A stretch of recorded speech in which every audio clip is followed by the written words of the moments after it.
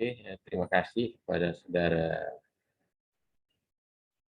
saudari Dariza Tambusai. Assalamualaikum warahmatullahi wabarakatuh.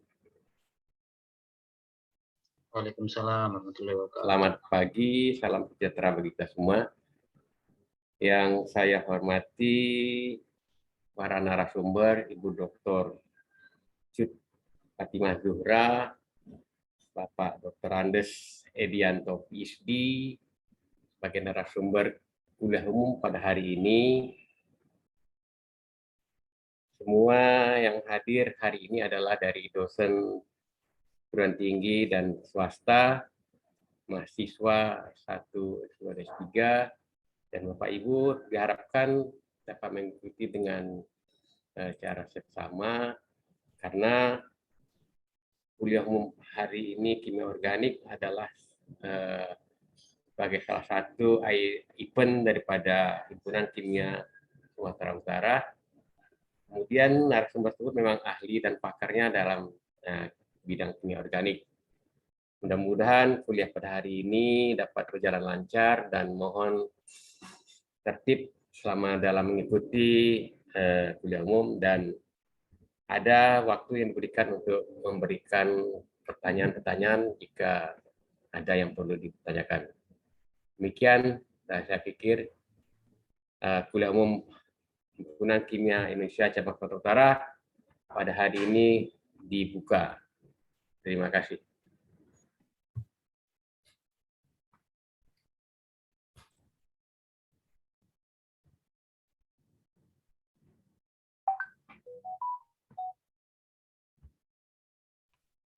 Baiklah, terima kasih kepada Bapak yang telah menyampaikan kata sambutannya. Para hadirin yang sekalian, selanjutnya marilah kita masuki acara inti, yaitu penyampaian materi. Untuk materi yang pertama akan disampaikan oleh Bapak Dr. Andes Edianto PhD, yang akan didampingi oleh moderator kita, Saudara Bagus Kurniawan. Kepada Saudara Bagus, waktu dan tempat dipersilahkan.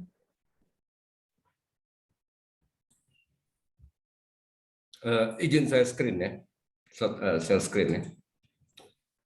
Oh iya Bang. Bang Giri, kuatkan dulu Pak Edianto co-host sama Ibu Cut. Pak, sudah bisa share screen tanpa co-host Pak?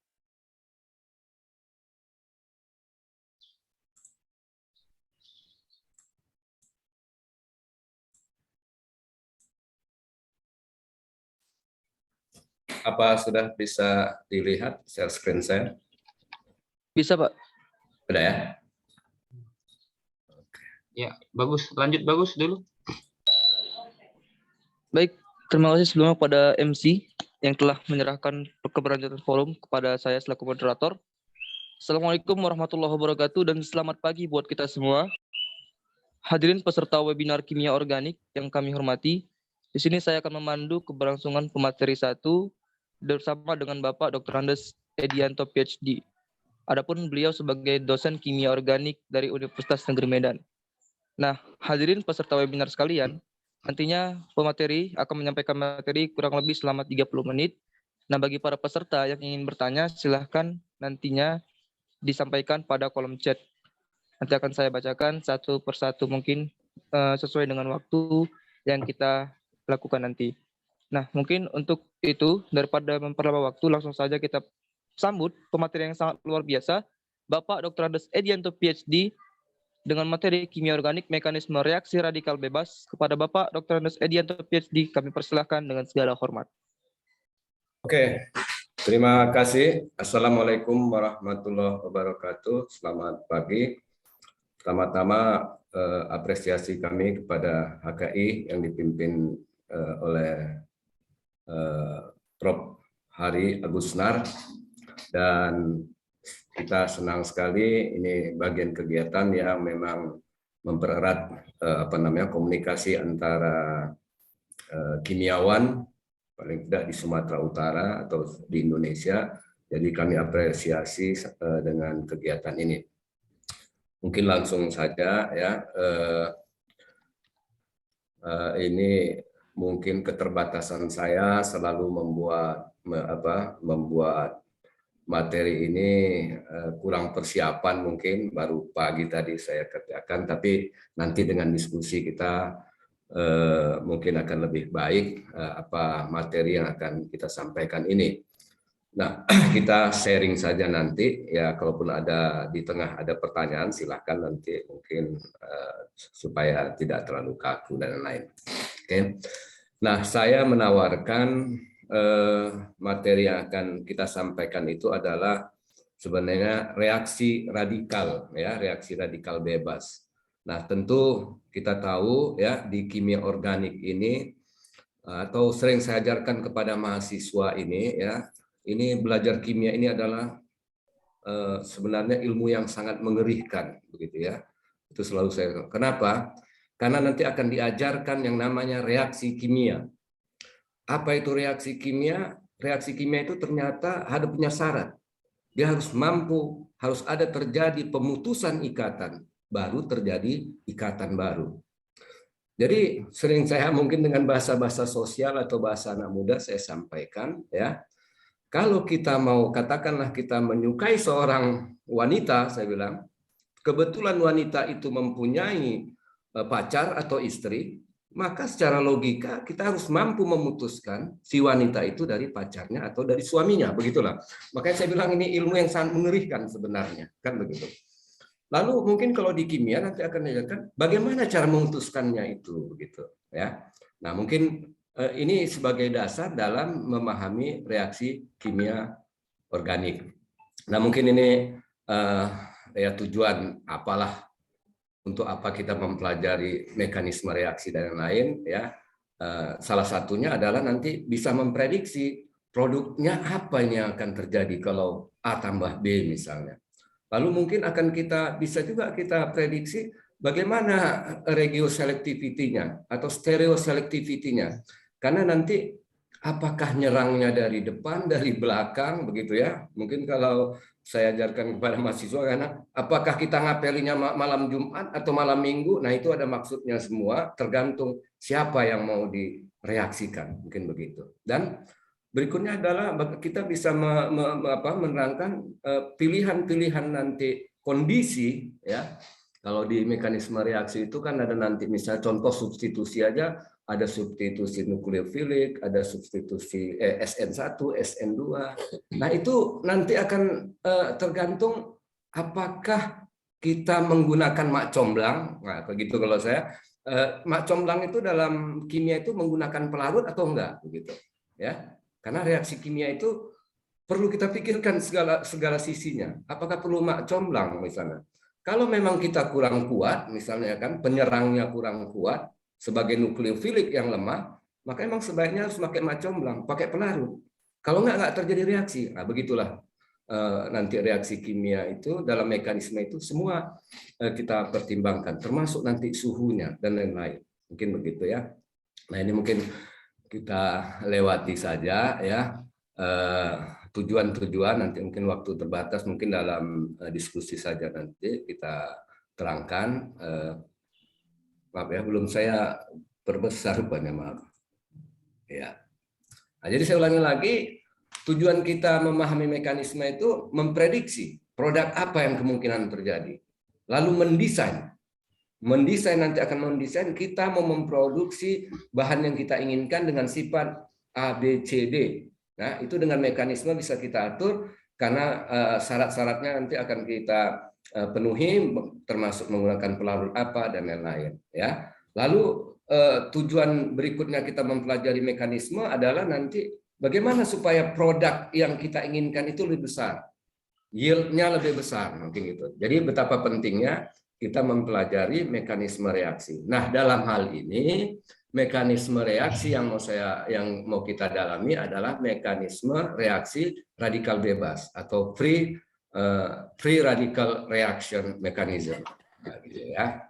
Nah, jadi dalam reaksi kimia organik ya selalu memenuhi yang sering saya sebut dengan sunatullah ya, sunatullah.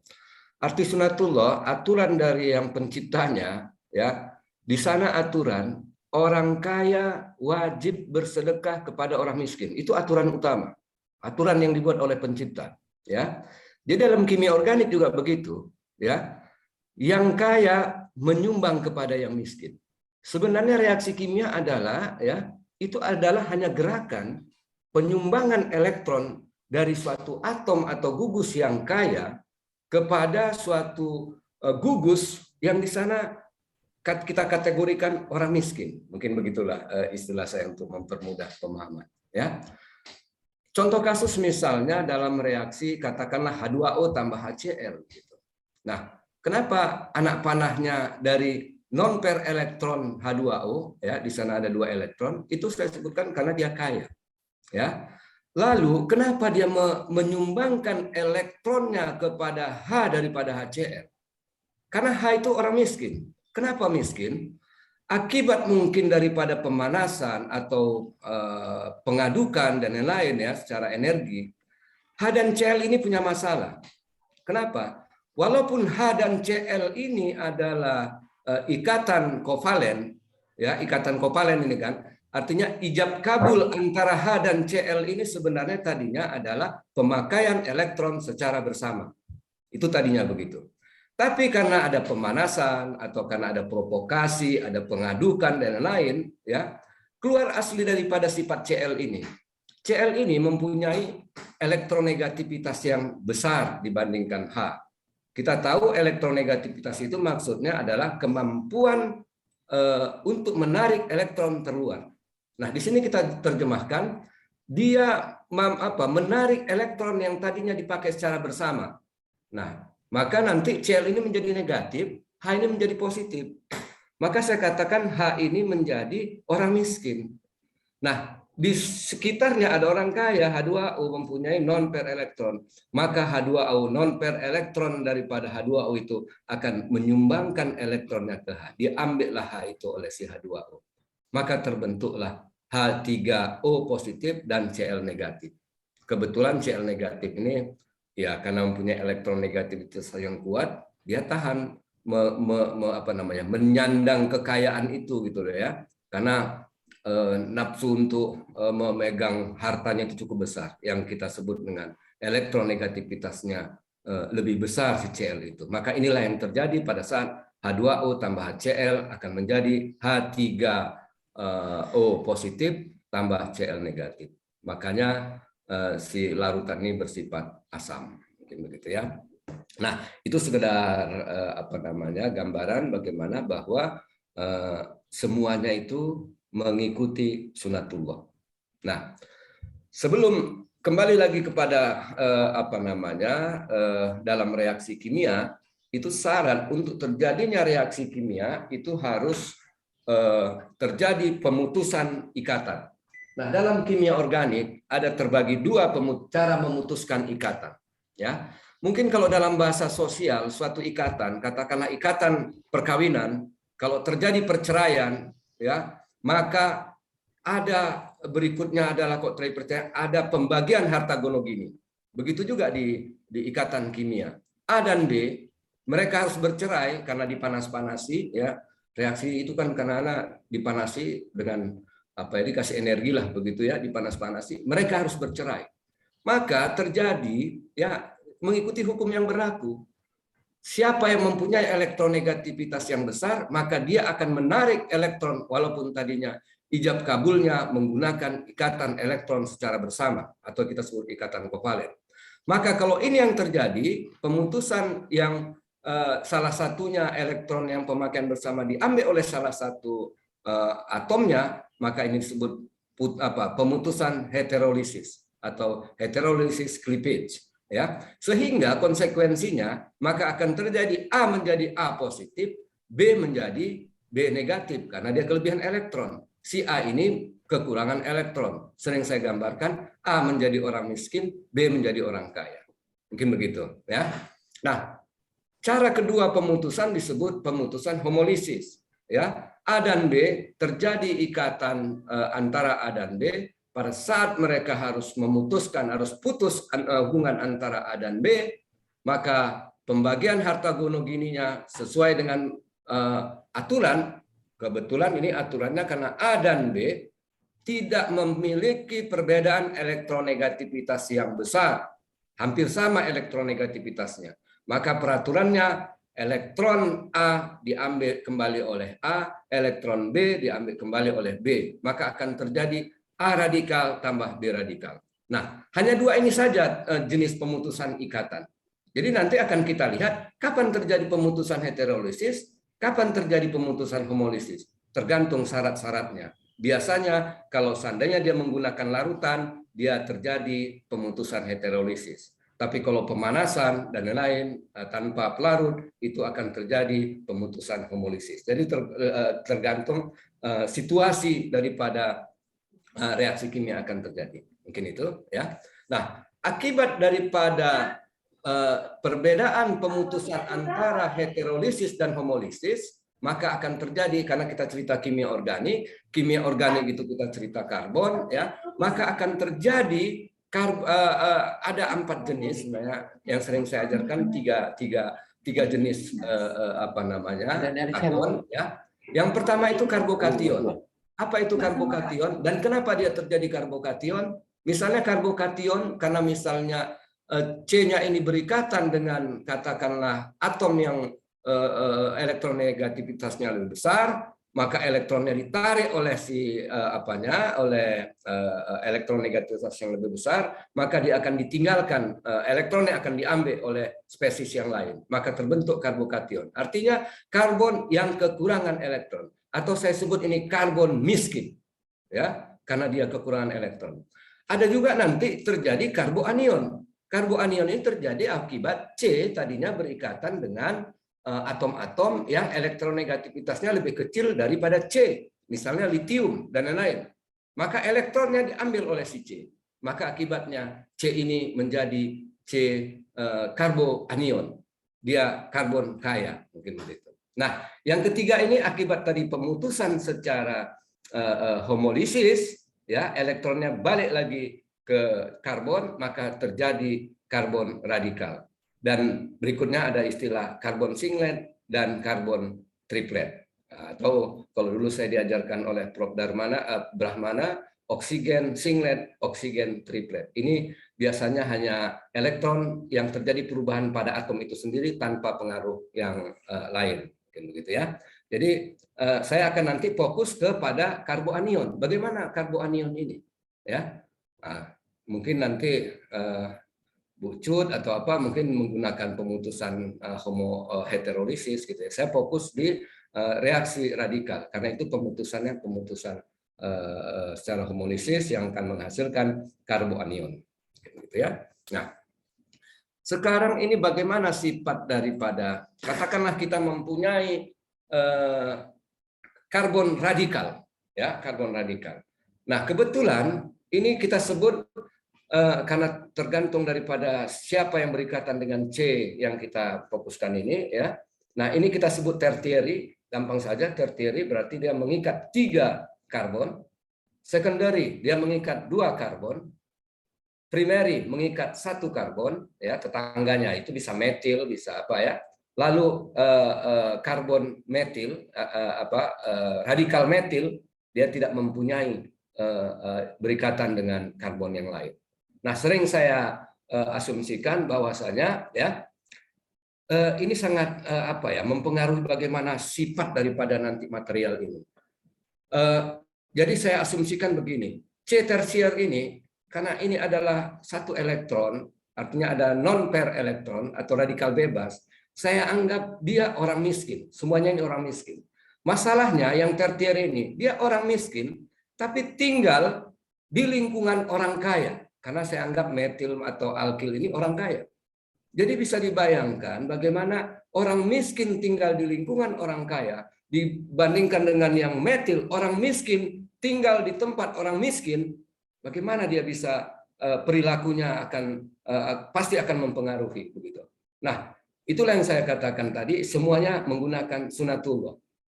Bagaimanapun orang miskin tinggal di tempat orang miskin, di situ akan terjadi yang namanya kekacauan dan lain. Paling tidak karena dia ingin mempertahankan hidup, bila perlu membunuh untuk makan. Sementara orang miskin yang tinggal di orang kaya, ya maaf kata, kalaupun dia kelaparan, datang ke sebelah atau ke tempat sampahnya tetangganya, masih ada makanan sana pasti dibuang, masih bertahan hidup ya. Nah, itu mungkin untuk memudahkan bagaimana sifat daripada radikal ini akibat daripada sifatnya posisi dia sebagai metil, primary, secondary, tertiary itu mempengaruhi sifat daripada si material ini ya, senyawa ini gitu. Sebagai contoh mungkin kalau seandainya kita mempunyai mungkin bisa kita coba senyawa polipropilen misalnya, plastik PP yang dari PP misalnya itu gelas plastik gitu ya. Nah, itu kalau dibakar ya, kita bakar terus kita teteskanlah ke lantai atau ke apa. Setelah itu setelah dingin kita gimana? Kita hancurkan bisa itu rapuh dia jadinya. Itu kalau polipropilen. Tapi polietilen dia sebagai secondary ya. Kalau seandainya kita panaskan, kita teteskan di lantai atau apa ya katakanlah di kaca atau apa gitu ya. Setelah dingin, kita pegang atau secara sifatnya itu akan lebih keras. Akibat daripada yang satu terbentuk radikal tersieri, yang polietilen terbentuk secondary, sehingga kalau mengalami reaksi yang satu terjadi chain scission, pemutusan rantai, yang polietilen kalau dipanaskan terjadi cross linking, akibatnya makin keras. Itu akibat daripada posisi radikalnya sebagai tersieri dan secondary. Jadi sangat penting untuk melihat ya apa posisi daripada si C yang akan bereaksi. Apakah tersieri, secondary, primary, dan metil. Mungkin itu. Nah, ini saya persingkat karena waktu cukup singkat 30 menit ya. Nah, ini salah satu bagaimana tahapan mekanisme reaksi radikal ya. Misalnya ini saya kasih contoh reaksi metana ditambah klorin ya, dengan pemanasan atau pencahayaan ternyata setelah dianalisis akan menghasilkan CH3Cl tambah HCl. Bagaimana mekanisme reaksinya? Pertama akan terjadi faktor E, inisiasi. Ya, inisiasi itu artinya dia yang memulai. Jadi kalau seandainya Cl2 kena dipanasi atau dikasih sinar UV, ya, dia akan terbentuk radikal Cl. Nah, radikal Cl ini berikutnya akan mengalami reaksi yang disebut reaksi propagasi, yaitu senyawa radikal bereaksi dengan senyawa yang tidak radikal akan membentuk senyawa radikal baru dan dia sendiri tidak jadi radikal. Itu propagasi. Jadi radikal Cl akan bereaksi dengan CH4 menghasilkan HCl ya, menghasilkan HCl tambah CH3 radikal. Nah, ini tentu sangat reaktif sekali. Arti reaktif artinya dia cepat bereaksi dengan yang lain. Nggak mungkin dalam kondisi karena dia ini orang miskin tinggal di tempat miskin. Paling tidak dia akan mengalami terminasi bereaksi dengan yang sejenis seperti ini membentuk CH3 dan seterusnya. Nah, itu sebagai ini yang step 3 ini juga propagasi juga menghasilkan radikal baru, tapi nanti diakhiri dengan terminasi CH3 radikal bereaksi dengan CH3 radikal membentuk CH3 dan seterusnya. Mungkin itu. Nah, salah satu contoh ya, misalnya reaksi CH3, CH2, CH3 ditambah dengan Cl2 misalnya ya, ada light pada temperatur 25 derajat Celcius. Nah, kalau kita prediksi kemanalah si Cl ini akan bereaksi, memilih H yang mana akan bereaksi ya. Tentu kalau seandainya memilih dengan salah satu CH3 ini hanya diambil yang disebut dengan H abstraction, maka ini terbentuk namanya C sekunder, radikal sekunder. Tapi kalau C primer ya, C primer. Tapi kalau seandainya diambil H2 ini, maka dia terbentuk C sekunder. Kalau seandainya CH3 ini terbentuk C primer. Maka ternyata hasilnya adalah bahwa Cl itu bereaksi dengan C yang di tengah. Kenapa? Dia akan mengalami reaksi, nanti akan terjadi intermediat, ada terbentuk C sekunder. C sekunder lebih disukai daripada C primer, makanya terbentuk 2-kloropropan. Nah, mungkin begitu ya. Nah, lalu saya akan fokus kepada reaksi radikal ini kepada reaksi polimerisasi. Dan selama ini dalam pembentukan polimer, dalam proses pembuatan polimer ya, itu menggunakan yang disebut dengan reaksi radikal. Contoh reaksi radikal itu dalam pembentukan pembuatan polietilen misalnya. Nah, polietilen akan membentuk namanya terbentuk dari etilen, ya, itu mengalami dari proses reaksi radikal. Nah, bagaimana nanti mekanismenya di bawah akan saya terangkan. Nah, salah satunya adalah etilen menjadi polipropilen, menjadi polimer. Itu mengalami melalui reaksi radikal. Contoh berikutnya adalah polistiren. Dengan monomer stiren, dengan polimerisasi, dengan reaksi radikal bebas akan terbentuk polistiren. Bagaimana mekanisme reaksinya? Nah, biasanya dalam membuat suatu polimer itu diperlukan yang disebut dengan inisiator, ya, inisiator. Kalaupun tidak menggunakan inisiator, bisa jadi inisiator alami itu adalah oksigen misalnya, ya. Nah, dalam hal ini saya kasih contoh, ya, inisiator yang digunakan adalah diasil peroksida. Bisa dia berupa benzoil peroksida atau dikumil peroksida, ya. Tapi peroksida ini kalau dipanaskan akan terbentuk radikal, begitu ya. Nah, inilah radikal yang terbentuk. Nanti tergantung radikalnya ini stabil atau tidak, tergantung apa senyawa awalnya kita buat sebagai peroksida, begitu ya. Nah, kalau sudah terbentuk radikal, maka radikal ini akan bereaksi dengan senyawa alkena, ya, kebetulan sini etena atau etilena, maka akan terbentuk radikal berikutnya mengalami reaksi propagasi, akhirnya terjadi terminasi, terjadilah nanti reaksi polietilen, begitu. Nah, begitu juga dengan polistiren dan lain-lain. Kita lanjut. Nah, kebetulan dalam polimerisasi, ya, banyak misalnya dari monomer ini etilen, ini propilen akan terbentuk polipropilen, ini vinyl klorida akan terbentuk polivinyl klorida, terbentuk ini akrylonitril terbentuk poliakrylonitril dan seterusnya. Ya, termasuk ini terbentuk teflon atau metil metakrilat, plexiglas.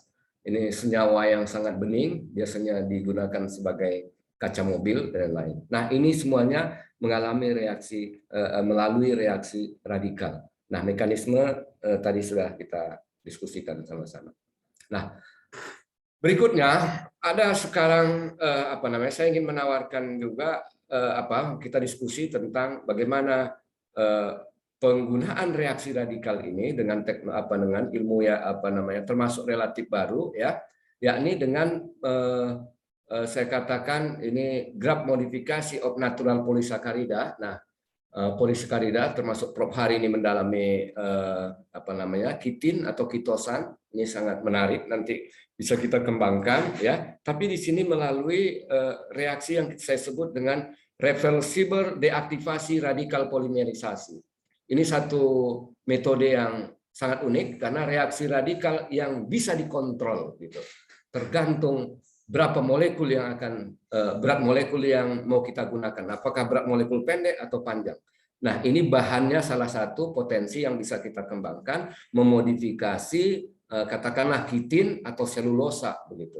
Nah, dalam penelitian kami terakhir, ya, yang belum selesai baru kita mulai, ya, kami mencoba untuk merubah selulosa, ya. Selulosa nanti ini akan kita jadikan sebagai plastik, begitu ya. Jadi sebagai plastik biodegradable. Tentu ini sangat sulit karena selulosa atau bahan-bahan alami ini kan kristalinitinya tinggi, gitu ya. Kalau seandainya dipanaskan, akibat kristaliniti tinggi itu karena ada ikatan-ikatan hidrogen, ya, itu terdapat pada kitosan atau kitin. Akibat daripada kristalinitinya tinggi, akibat daripada adanya ikatan-ikatan hidrogen, maka kalau dipanaskan, nah, senyawa-senyawa alam ini kalau dipanaskan, luar biasa dia kompaknya, tak mau dia memisahkan satu dengan lain, berpisah dengan yang lain. Dia tetap berikatan. Terakhir, kalaupun suhu dipanaskan, sampai gosong pun dia pun rela untuk tetap bersama. Itu sifat daripada senyawa-senyawa polimer alami, begitu ya. Nah, karena itu kita coba kita reaksikan dulu dengan yang lain, ya. Jadi kitin, selulosa, bagaimana supaya kita modifikasi dulu. Nah, salah satu kemarin tahapan yang kita lakukan adalah mula-mula misalnya selulosa itu kita rubah dulu menjadi nanoselulosa, ya, NCC.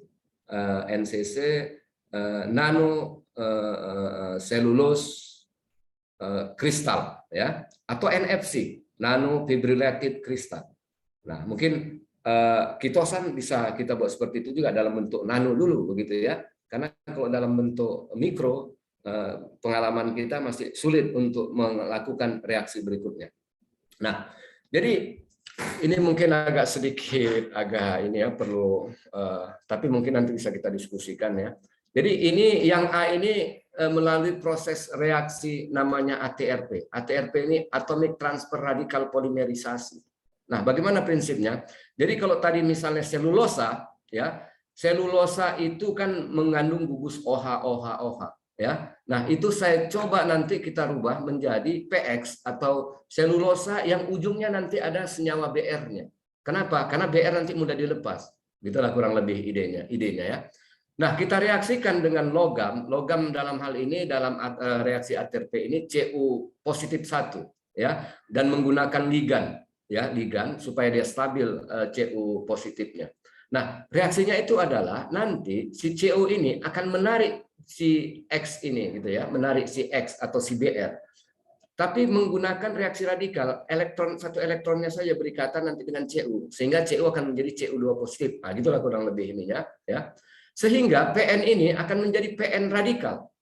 Selulosa yang tadi kita buat itu menjadi selulosa radikal, tapi yang sudah kita modifikasi. Nah, setelah menjadi radikal, dia kita masukkan dengan monomer yang kita inginkan. Monomer yang kita inginkan itu terserah. Bisa stiren, bisa mungkin metil metakrilat, dan lain-lain. Nah, dia bereaksi. Pada saat dia bereaksi masuk ke radikal polimer alam itu, ya, secara bergantian, begitu seterusnya, lepas, masuk, sehingga ini bisa dikontrol karena ada reaksi namanya deaktivasi dan aktivasi daripada si radikal itu. Nah, tentu radikal yang kita buat ini nanti adalah radikal tersier, ya, radikal tersier, dan gugus living groupnya itu adalah BR atau senyawa-senyawa hidroksida.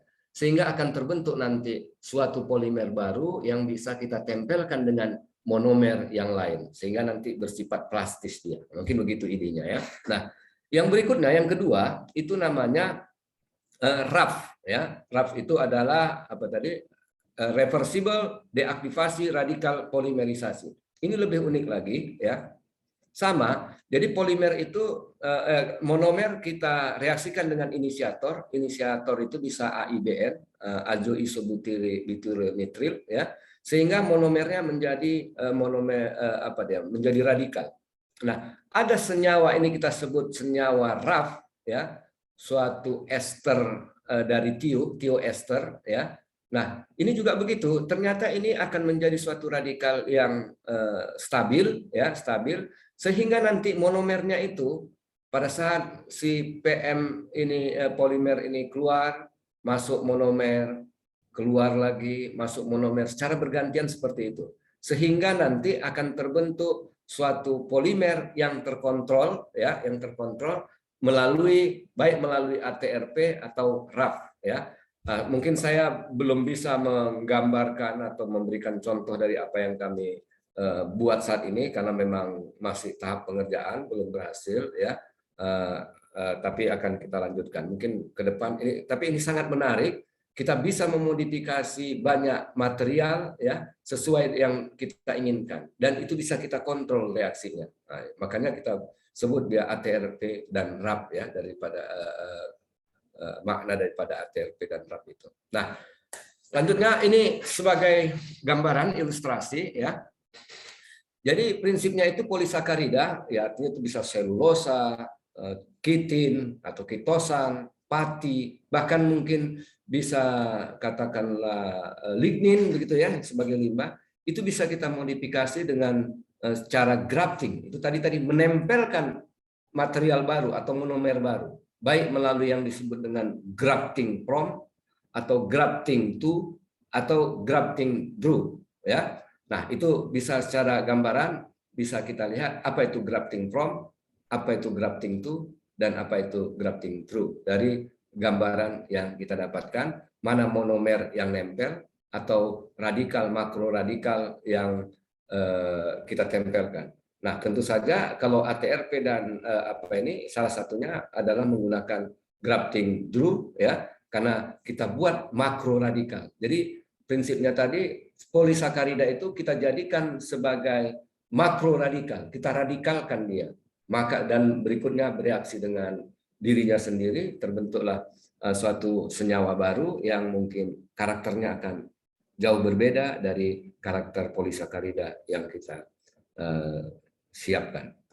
Nah, ini hampir sama ya. Ini misalnya kitin ya, kita reaksikan, inilah tadi senyawa untuk membuat namanya kitin radikal ya, makro radikal ya, karena akan kita tambahkan senyawa Br yang mudah lepas dan dia sangat stabil begitu ya, sehingga dia akan bisa merubah senyawa kitin menjadi senyawa yang kita inginkan, karakternya mungkin sifat-sifat fisik dan kimia akan berubah. Satu lagi mungkin ini lebih spesifik lagi, misalnya ini adalah kitin misalnya ya, kita reaksikan dengan DMF sebagai pelarut petalik anhidrat ya, petalik anhidrat, lalu mungkin ini melalui reaksi RAF ya, maka akan terbentuk misalnya kitin ya, kitin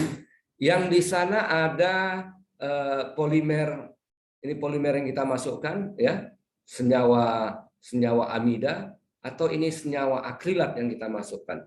Jadi kitin itu bisa kita rubah menjadi senyawa-senyawa atau sifatnya bisa kita perbaiki sehingga sesuai dengan apa yang kita inginkan. Nah, ini mungkin sangat menarik untuk kita kembangkan. Masalahnya mungkin peralatan kita bisa nggak? Nah, kebetulan ini Pak Usup juga sudah, Dr. Usup sudah memiliki alat-alat yang namanya alat slang ini ya. Nah, ini mungkin bisa kita kembangkan, dan apalagi ini selamat kepada Prof. Hari, penelitian yang didanai oleh PT MBH ya. Nah, saya membaca kemarin judulnya sangat menarik, bagaimana menggabungkan emas ke dalam kitosan. Nah, untuk perawatan wajah sangat menarik, mungkin bisa kita coba juga dengan metode ATRP dan RAP.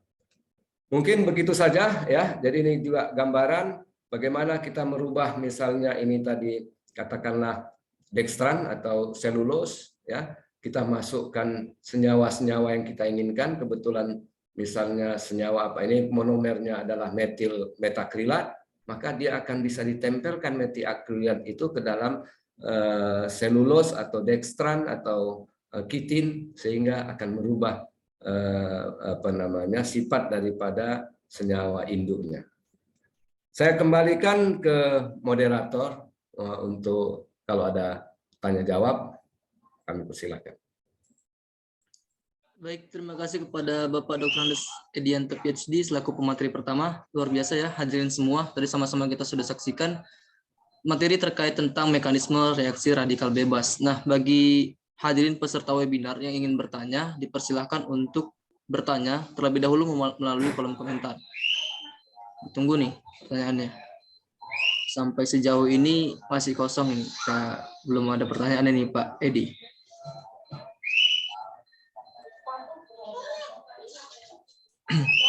Ya, mungkin sekalian aja nanti dengan Bu Cut ya, pertanyaan sama-sama. Iya Pak. Mungkin Pak, guna memancing hadirin peserta webinar untuk bertanya kan Pak, saya ingin bertanya nih Pak, tadi terkait tentang ketiga jenis grafting tadi Pak, ada grafting to, grafting from, sama grafting through. Nah, saya itu belum paham itu Pak, bedanya tiga-tiganya itu apa Pak? Kira-kira, Pak? Oke. Misalnya kalau grafting onto itu begini, jadi kan kita sebenarnya sama ini, kalau grafting di bahasa Indonesia atau di USU lah ya, di Medan lah kita coba grafting itu kita istilahkan pencangkokan ya. Nah, itu mungkin diawali oleh Prof. Basuki kemarin mengartikan pencangkokan itu adalah grafting itu diistilahkan dengan pencangkokan. Tapi kalau kita belajar dari yang selama ini, yang namanya cangkok itu adalah ya asosiasi kita ya. Cangkok itu adalah kita ambil dari pohon aslinya begitu ya, kita kasih sabut tanah, sehingga nanti sifat daripada tanaman baru itu sama dengan tanaman yang asli gitu. Sehingga apakah cocok istilah cangkok begitu ya? Ini supaya Nah, mungkin yang lebih cangkok, yang lebih tepat itu adalah dengan stek. Kalau istilah, nggak tahu ini istilah apakah udah istilah kimia, stek ya, stek. Stek itu artinya ada pohon yang tumbuh gitu ya. Terus kita tempelkan dengan pohon yang lain yang karakternya berbeda, terus kita gabungkan sehingga nanti ada menjadi tanaman baru yang mempunyai dua sifat gitu loh, sifat si pohon A dan sifat si pohon B. Nah, jadi kita artikan dulu grafting itu adalah lebih pas dengan istilah stek gitu ya, menggabungkan. Nah, jadi kalau seandainya polimer ada suatu bahan baru, pohon baru gitu ya, sifatnya misalnya polietilen itu, polipropilen misalnya susah kali dia larut. Nah, ini penelitian Pak Usop misalnya ya. Polipropilen itu susah, namanya dia senyawa nonpolar. Gimana dia mau larut dengan pelarut-pelarut organik? Sama air nggak larut, sama pelarut organik nggak larut. Tapi gimana ini supaya bisa larut kan begitu? Nah, kita tempelkanlah suatu monomer tertentu ya, yang nanti kalau banyak ini nempel di polipropilen, monomer ya, nempel di sana, maka si polipropilen akan berubah sifatnya. Yang tadinya polar, yang tadinya non polar bisa mempunyai sifat non polar. Bisa bersifat menjadi polar, sehingga nanti kelarutannya, sifat berkawannya dia juga akan berbeda. Yang tadinya tidak mau berkawan dengan selulosa, nanti mungkin akhirnya berkawan dengan selulosa karena ada ikatan-ikatan. Itu grafting ya. Jadi bagaimana kita merubah suatu polimer atau suatu material dengan menempelkan atau menstekkan monomer atau senyawa baru yang sifatnya berbeda. Nah, salah satu metode yang kita gunakan itu dengan menggunakan radikal itu tadi. Radikal ini kan luar biasa, nggak mau bereaksi pun kita reaksikan. Itu radikal, memang radikal. Kita paksa dia untuk bereaksi, ya, dengan menggunakan inisiator. Nah, lalu grafting to atau grafting onto itu kalau seandainya besar dengan kecil dengan monomer itu grafting. Jadi masuk dia grafting to, ya. Grafting from nanti beda molekulnya lebih besar mungkin, ya, lebih besar. Sehingga akan jadi dengan molekul besar dengan molekul besar begitu ya, itu udah grafting from misalnya. Tapi kalau grafting through misalnya sama-sama monomer besar misalnya, sama-sama ini radikal besar, makro radikal gitu ya. Nah, jadi dari sifat cara menempelkan sifat yang kecil atau molekul kecil atau besar atau mana yang terjadi makro radikalnya itu diistilahkan dengan grafting to, grafting from, dan grafting through gitu ya.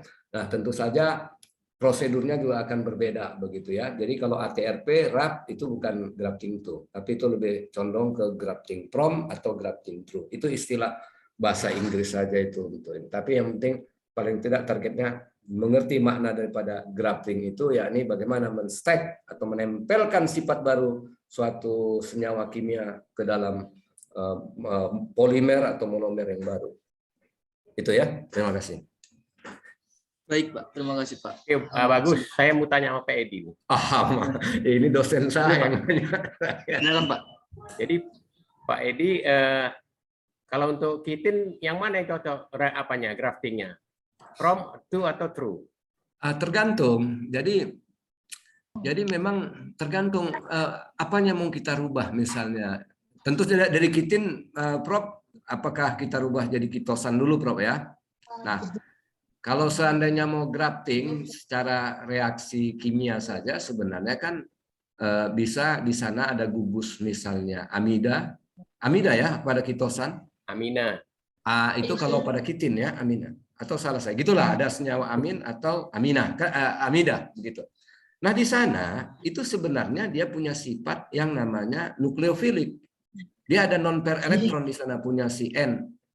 Itu bisa kita reaksikan dengan senyawa lain, katakanlah ini bukan secara radikal ya, tanpa radikal juga bisa sebenarnya. Semestinya secara, karena belum saya coba, katakanlah secara teori ini Prof gitu ya. Semestinya bisa kita reaksikan dengan senyawa atau monomer yang di sana mempunyai kemiskinan elektron. Karena kitosan dia ada senyawa yang kaya. non-pair elektronnya banyak di sana. Semestinya bisa begitu ya.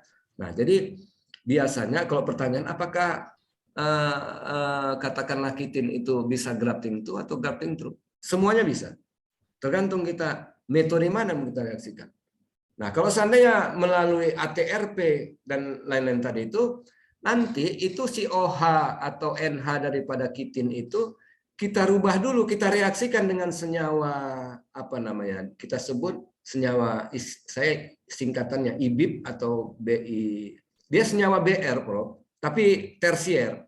Nanti kita reaksikan dulu karena cukup kurang kuat ini OH atau NH ini. Maka kita reaksikan dulu dengan yang selevel sama dia gitu ya. Tapi nanti senyawa ini si BIBR ini dia akan menjadi makroradikal yang berikutnya akan bereaksi dengan senyawa-senyawa olefenik atau senyawa ikatan radikal ya supaya melalui reaksi ATRP atau RAP tadi. Itu akan menjadi kitin atau kitosan yang ditempelkan di sana senyawa-senyawa misalnya stiren. Jadi bisa kita katakan polistiren tapi di dalam kitin gitu. Metil metakrilat tapi induknya kitin atau kitosan. Jadi ada langkah-langkahnya, Prof. Mungkin itu yang bisa saya jawab, Prof. Maaf, Prof. Oke, terima kasih. Ya, luar biasa ya. Pertanyaan dari Prof. Hari juga jawaban yang benar-benar ya luar biasa dari pemateri pertama ya Bapak Edianto PhD. Nah, hadirin peserta, bagi yang ingin bertanya, boleh melalui kolom chat, juga boleh langsung raise hand nih. Masih kita tunggu nih, ada yang mau bertanya nih kira-kira. Boleh lah, bagus. Karena belum ada yang bertanya ini. Ya, Pak, Oke. silakan Pak. Ini Pak Edianto, kita kan ada ini yang ATRP nih punya Bapak nih. Misal selulosa kita kasih bromida ya. Kasih bromida. Terus ATRP itu kalau di DSC atau di SEM ya, uji fisik lah ya, uji termal kimia. Itu apakah DSC-nya menurun juga ininya ya? Menurun, misalkan kalau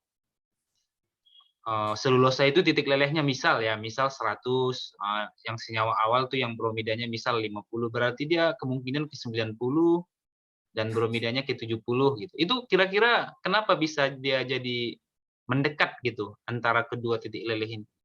Oke. Terima kasih. Nah, ini semestinya harus ada, sebenarnya ada jurnal-jurnal yang menunjukkan memang itu sangat penting ya. Tapi saya lihat terjadi perubahan thermal analisisnya ya, karakterisasi thermalnya akan berubah karena memang struktur daripada kristalinitinya akan berubah ya. Sehingga ikatan yang tadinya ikatan yang cukup dekat antara katakanlah OH dengan OH cukup kuat, sekarang OH-nya kita ganggu dengan menempelkan senyawa yang agak panjang. Dia mempunyai metil metil tapi malah tertier metil, dan di situ ada BR dan ada senyawa alkil lah di sana banyak, sehingga terjadi perubahan.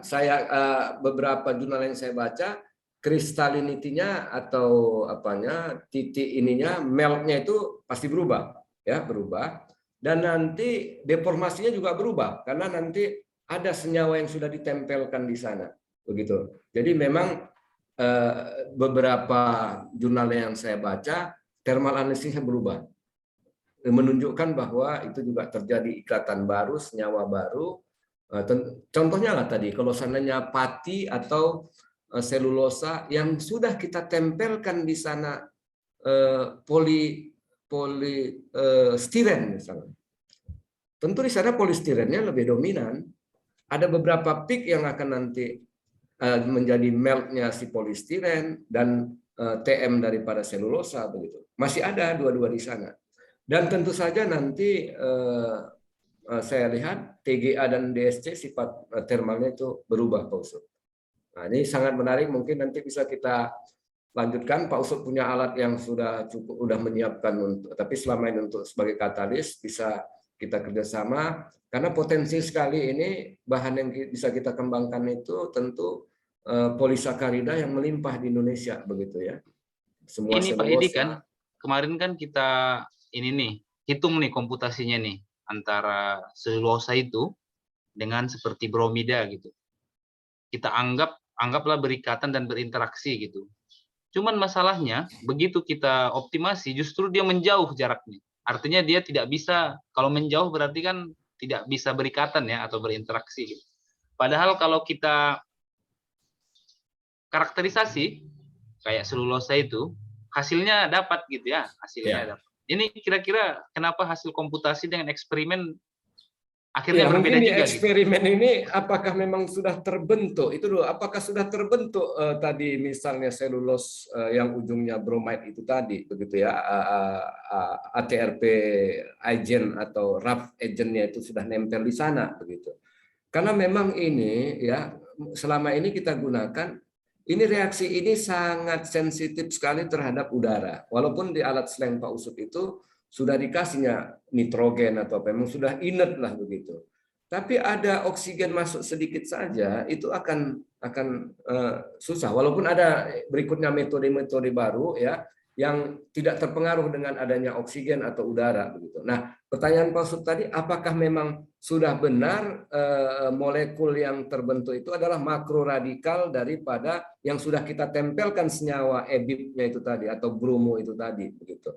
Nah, kalau sudah terbentuk, seandainya memang betul-betul terbentuk ya ini masih mungkin hanya mempengaruhi sifat daripada ininya ya, kristalinitinya begitu. Tapi mungkin melting dan lain-lainnya karena berubah, ya bisa jadi pun kalaupun terbentuk dia nggak semuanya berapa persen gitu. Jadi perlu perulangan lah kita ya. Tapi dalam literatur membuktikan ini tantangan baru di dunia luar sana, mereka mengembangkan ini ya.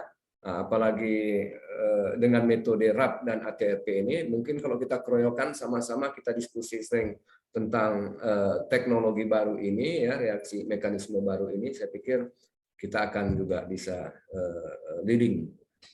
Mungkin itu Pak Usut. Terima kasih Pak Usut.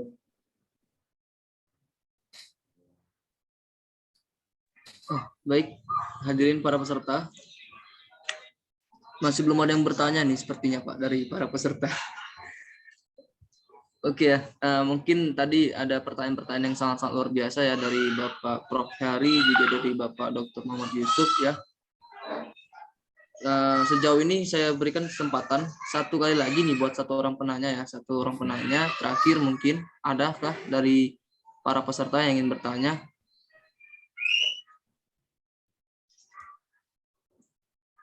Ya, kalau nggak ada berarti udah paham Pak, apa Adinda bagus ya, udah paham semua.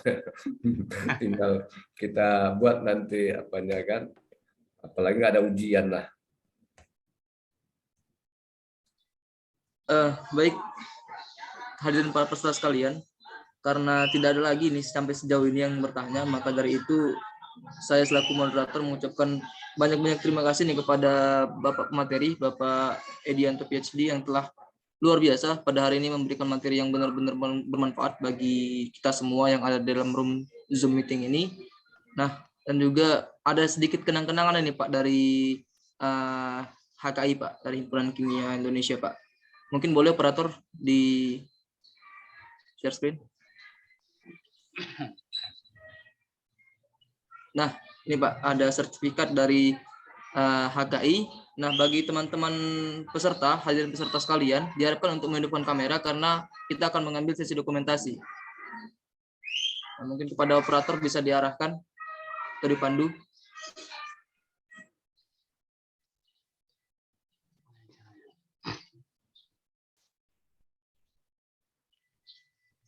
Ternyata pesertanya banyak dosen ya, Pak Usut. Iya Pak, banyak juga. Senior Banyak juga yang saya, daftar. adik-adik saya ya. Luar biasa. Materinya bagus.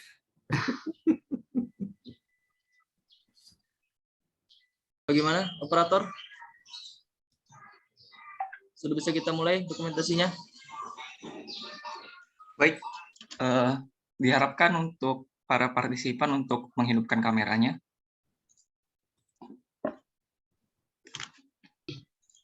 Baik, saya hitung mundur. 5, 4, 3, 2, 1. Baik, untuk halaman kedua.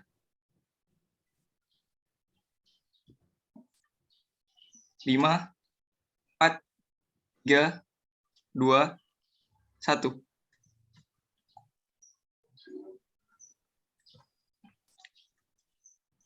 Sudah, moderator. Baik, terima kasih kepada operator yang telah membantu pada sesi dokumentasi. Sekali lagi, saya selaku moderator, perwakilan dari pengurus HKI mau mengucapkan terima kasih kepada Bapak Dr. Handes Edianto PhD yang telah menyampaikan materi terkait mekanisme reaksi radikal bebas pada hari ini. Terima kasih Pak, sekali lagi Pak. Dan mungkin teman-teman hadirin peserta webinar pada hari ini, saya selaku moderator Bagus Kurniawan mengucapkan pamit undur diri. Demikian penyampaian materi kita yang pertama pada hari ini. Apabila ada kata-kata yang salah, saya mohon maaf. Apabila ada perbuatan yang tidak sepastinya, saya juga mohon maaf. Akhirul kalam, assalamualaikum warahmatullahi wabarakatuh, dan selamat pagi. Saya kembalikan kepada Master of Ceremony. Waalaikumsalam. Waalaikumsalam. Baik, terima kasih kepada Bapak Dr. Handes Edianto PhD yang telah menyampaikan materinya, serta kepada moderator kita, Saudara Bagus Kurniawan. Baiklah, untuk selanjutnya, mari kita lanjutkan acara berikutnya. Penjelasan materi kedua oleh narasumber kedua kita, Ibu Dr. Cut Fatimah Zuhra, MSI, yang dimana akan dipandu oleh Saudari Marisa Nasution. Kepada Saudari Marisa dipersilakan. Terima kasih MC untuk kesempatannya. Assalamualaikum warahmatullahi wabarakatuh, dan selamat pagi untuk kita semuanya. Di sini saya akan memandu pemaparan materi oleh narasumber kedua kita, serta sesi tanya jawab pada kuliah umum organik HKI Sumatera Utara. Oke, narasumber kedua kita kali ini akan disampaikan oleh Ibu Dr. Cut Fatimah Zuhra, MSI. Beliau merupakan dosen kimia organik di Universitas Sumatera Utara. Sebelum penyampaian materi, saya sampaikan kembali bahwa pemaparan materi akan disampaikan selama 30 menit dan sesi tanya jawab selama 10 menit. Partisipan dapat memberikan pertanyaan melalui kolom chat selama presentasi berlangsung yang nantinya akan saya bacakan. Dan diharapkan kepada partisipan untuk menjaga kekondusifan selama kegiatan berlangsung. Oke, tanpa berlama-lama lagi, mari kita sambut narasumber kedua kita, Ibu Dr. Cut Fatimah Zuhra, MSI, serta pemaparan materinya. Kepada Ibu, kami persilahkan. Terima kasih, Marisa. Suara saya terdengar jelas? Terdengar jelas, Ibu. Oke, terima kasih. Amin. Bismillahirrahmanirrahim. Assalamualaikum warahmatullahi wabarakatuh. Yang kami hormati Ketua HKI Sumut, Bapak Profesor Dr. Hari Agusnar, MSc. Kemudian Sekretaris HKI Sumut, tadi saya ada lihat Ibu Profesor Dr. Retno Dwi Suyanti, MSI. Bapak Dr. Handes Edianto, PhD. Bapak Ibu dosen yang hadir pada kuliah umum hari ini, dan adik-adik mahasiswa yang kami banggakan. Baiklah, saya sebagai pemateri kedua, mungkin materi saya lebih ringan daripada materi Pak Edi yang mengenai mekanisme radikal tadi. Jadi ini agak lebih ringan tapi tetap pada kimia organik. Izin share screen Bapak Ibu. Apakah sudah terlihat? Sudah. Ibu. Oke, suara Prof. Hari langsung terdengar ini. Baiklah, hari ini saya akan mendiskusikan mengenai modifikasi struktur senyawa organik. Jadi mungkin kita awali dengan apa itu senyawa organik, walaupun mungkin semua sudah tahu ya, kita ulang saja sedikit. Bahwa senyawa organik itu kita tahu memiliki peranan yang sangat penting ya dalam kehidupan kita. Jadi kalau tadi dikatakan kimia agak mengerikan, kalau saya lebih melihat bahwa kimia itu selalu hadir dalam kehidupan kita. di mana saja kita dan apa saja yang kita lakukan itu kimia selalu ada gitu ya. Jadi mungkin lebih kepada bagaimana kita melihat ya apa yang jadi sudut pandangnya. Jadi mungkin kalau memang dari segi reaksi tadi agak sedikit mengerikan mekanismenya mungkin ya, tapi kalau kita lihat dalam apa itu senyawa organik itu yang kita jumpai setiap hari dan setiap waktu dalam kehidupan kita. Jadi kalau kita lihat bahwa penggunaan bahan organik itu hampir semua di kehidupan kita, ada sandang, pangan, energi, parfum, kosmetik, insektisida, itu semua mengandung senyawa organik. Di mana senyawa organik ini itu dapat berasal dari bahan alam yang terbarukan maupun bahan alam yang tidak terbarukan.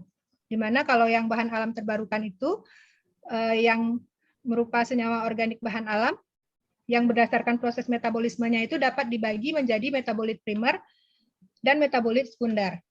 Ya, metabolit primer itu termasuk karbohidrat, protein, lemak, asam nukleat. Sedangkan untuk metabolit sekundernya ada yang terpenoid, alkaloid, flavonoid, dan lain-lain.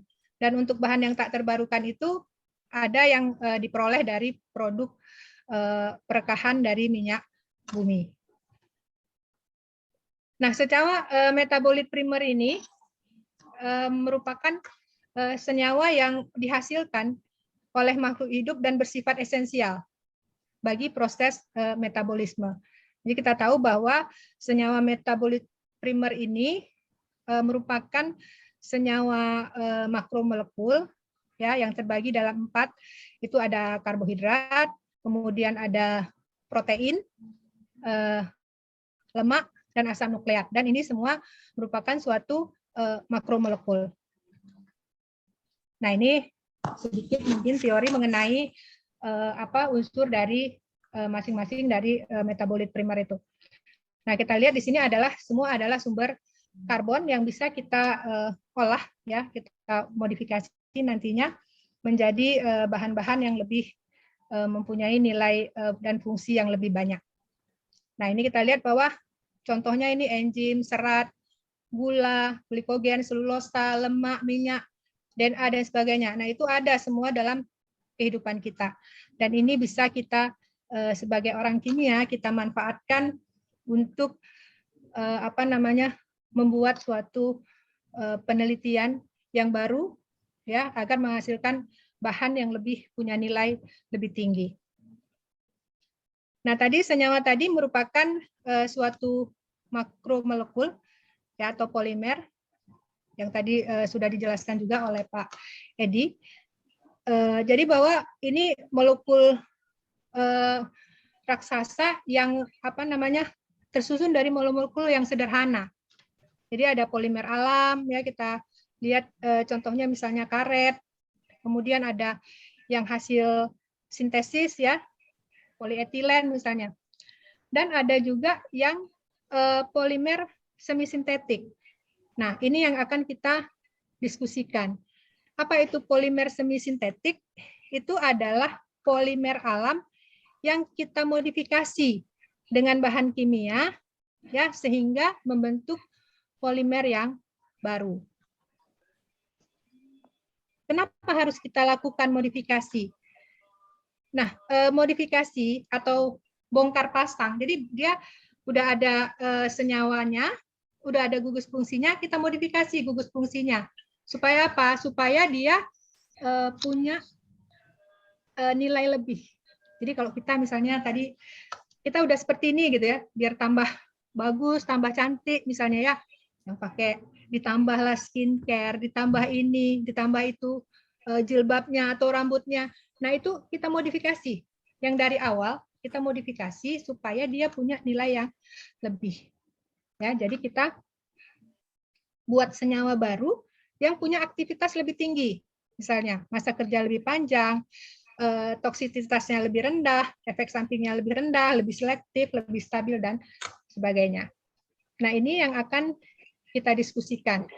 Nah, dalam hal ini, saya kebetulan penelitiannya tentang pati, jadi di sini nanti kami batasi, kita modifikasinya pati dan mengenai kitosan, karena Prof. Hari kitosan, tapi sedikit saja kita diskusikan mengenai bagaimana modifikasi dari kitosan. Nah, pati ini tersusun dari dua polimer glukosa, yaitu amilosa dan amilopektin yang terikat oleh ikatan glikosidik. Nah, kita lihat di sini bahwa kalau pati ini gugus fungsinya itu adalah alkohol. Jadi alkohol ini bisa kita modifikasi menjadi beberapa gugus fungsi yang lain itu untuk agar manfaatnya menjadi lebih banyak dan punya sifat yang lebih baik. Nah, ini sumber-sumber dari pati kita tahu banyak dalam kehidupan sehari-hari kita ini, ada dari jagung, dari dari kentang, gandum, sagu, ya, ubi. Kalau dalam penelitian saya menggunakan sukun. Kenapa saya menggunakan sukun?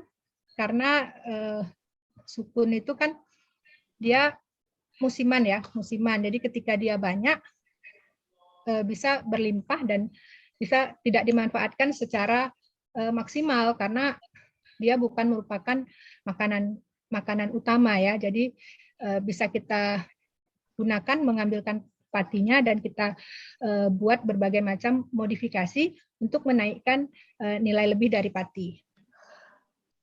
Nah, ini penggunaan pati. Jadi pati memang dia banyak digunakan ya dalam industri itu maupun industri pangan dan sebagainya ya.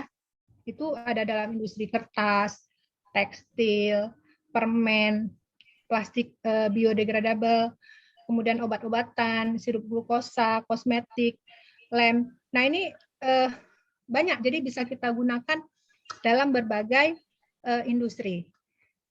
Tapi ya, yang kita gunakan itu biasanya adalah ada dua. Ada pati alami, ya, ada pati termodifikasi. Nah, apa itu pati alami?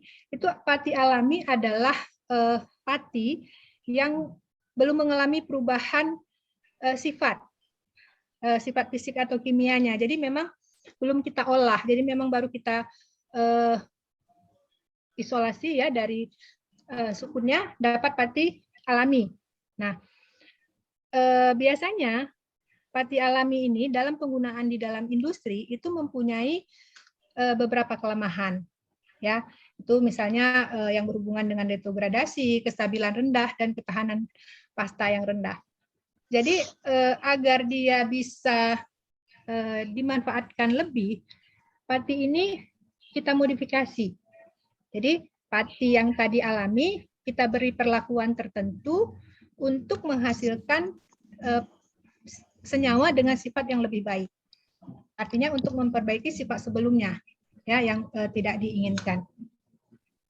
Jadi perlakuannya itu bisa berupa pemberian panas, pemberian asam, zat pengoksidasi, kemudian sehingga dia bisa menghasilkan gugus yang baru, ya, struktur yang baru dari senyawa pati tadi. Nah, sudah banyak sekali penelitian yang dilakukan untuk memodifikasi pati, ya, bisa dengan cara esterifikasi, ya, dengan menggunakan beberapa beberapa reaksi, bisa dengan oksidasi, bisa dengan eterifikasi, kemudian ikat silang, ya, reaksi dengan senyawa CN dan sebagainya. Jadi kalau kita lihat bahwa perkembangan penelitian tentang pati ini sangat khususnya bahan alam ya, bahan alam tadi yang makromolekul itu bisa kita modifikasi sesuai seperti tujuan yang kita inginkan. Ya, jadi apa yang kita inginkan, sifat apa yang kita inginkan, tentunya itu yang akan kita lakukan modifikasinya.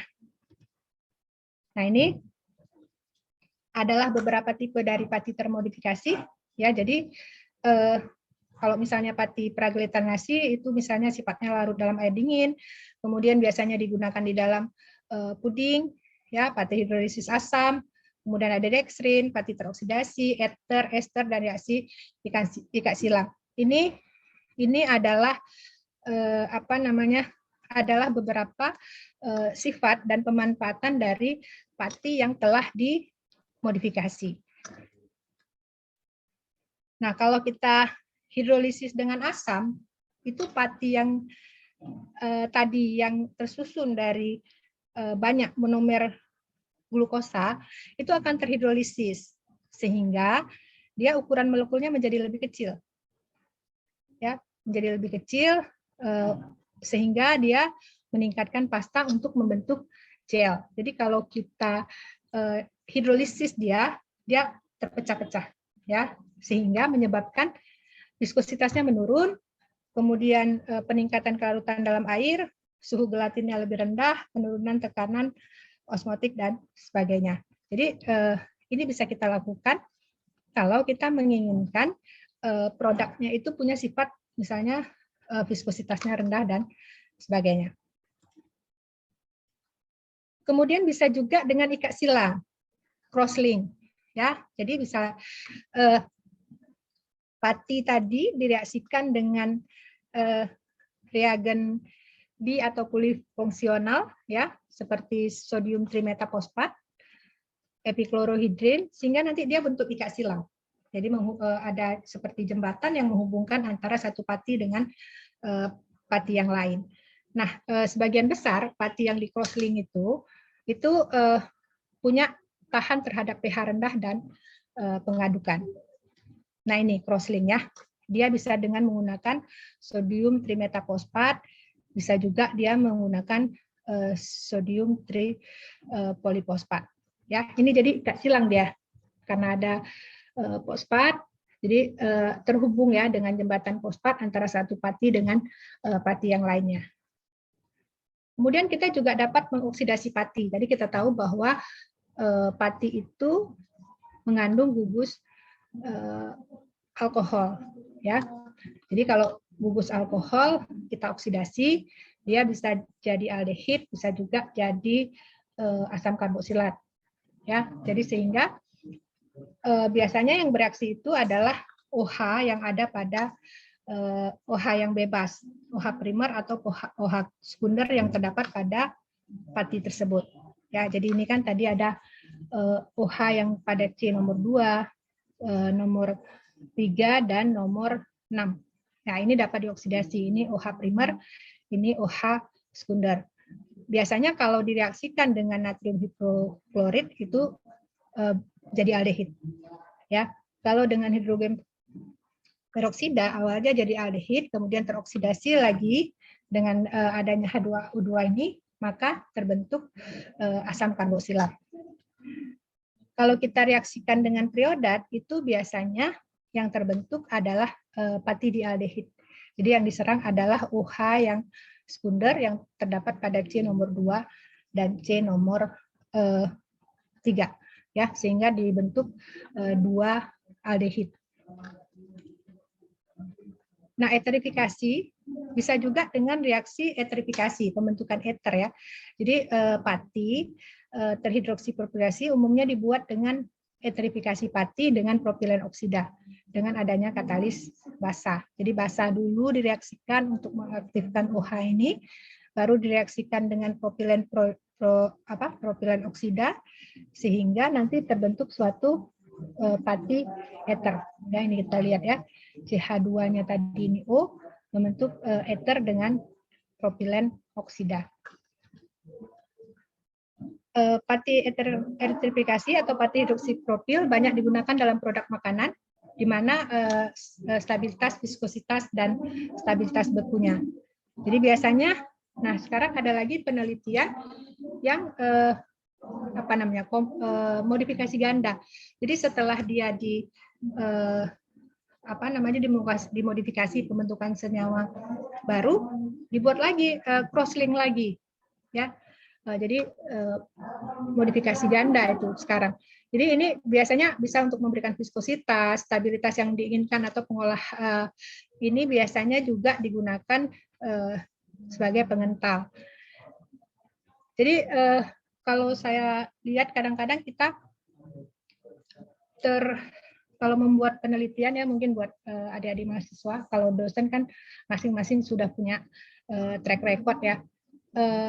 kalau adik-adik mahasiswa itu adik-adik bisa mulai dengan membaca dan melihat sedikit permasalahan yang ada di situ, dan itu bisa diangkat menjadi suatu penelitian. Kemudian bisa juga dengan esterifikasi, jadi pembentukan ester. Ya, jadi bisa salah satunya misalnya dengan menggunakan asam asetat. Ya kan asam karboksilat tambah dengan alkohol, hasilnya adalah ester. Jadi nanti di sini gugus OH-nya yang ada di pati itu digantikan oleh gugus ester sehingga terbentuk pati ester. Nah, kita lanjutkan dengan kitosan. Nah, kitosan ini kan juga merupakan suatu polimer alam ya yang terbentuk atas beta 14 glukosamin dan N-asetil D-glukosamin. Nah, ini tadi yang ada juga digunakan oleh Pak Edianto ya. Jadi ini kitin, ya kan? Kitin dengan proses deasetilasi, ya penghilangan asetil, kitin ini berubah menjadi kitosan. Jadi yang tadi panjang rantainya panjang ya, kalau sudah berubah proses deasetilasinya asetilnya ini lebih dari di atas 70%, senyawa ini udah kita bisa sebut sebagai kitosan. Jadi perbedaannya hanya pada C nomor 2. Ini masih ada gugus asetilnya.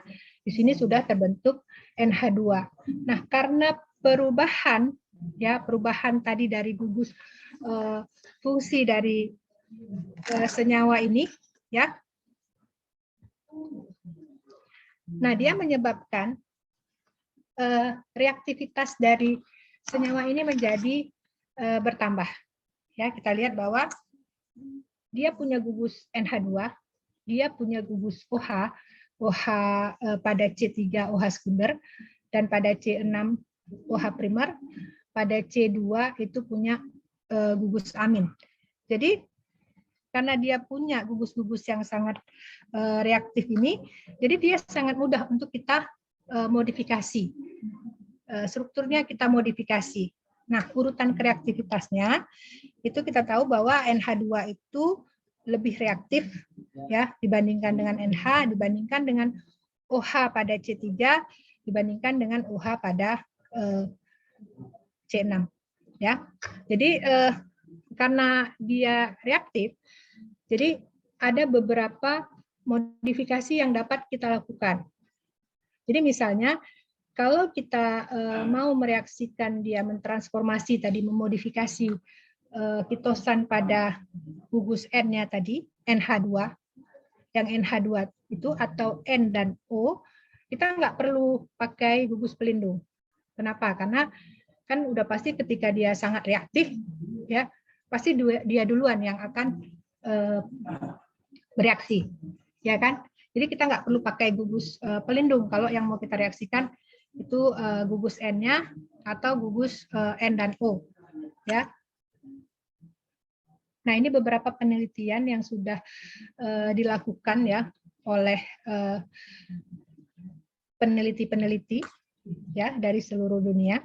Ini misalnya kita mau buat dia reaksi N-asilasi kitosan. Jadi kitosan ini kita dengan derajat deasetilasi 75%, ya itu ditambahkan dengan asam 4-klorobutirat dengan pelarut metanol, ya itu akan terbentuk N-karboksi butil kitosan. Jadi kita lihat bahwa yang apa namanya nih klorobutiratnya itu masuk bereaksi dengan gugus NH2. Kemudian bisa juga dua-dua, kita mau reaksikan dia di N dan di O, ya ini bisa dilakukan dengan asil klorida dengan katalis piridin, ya pelarutnya kloroform. Jadi kalau menggunakan ini semua gugus fungsi tadi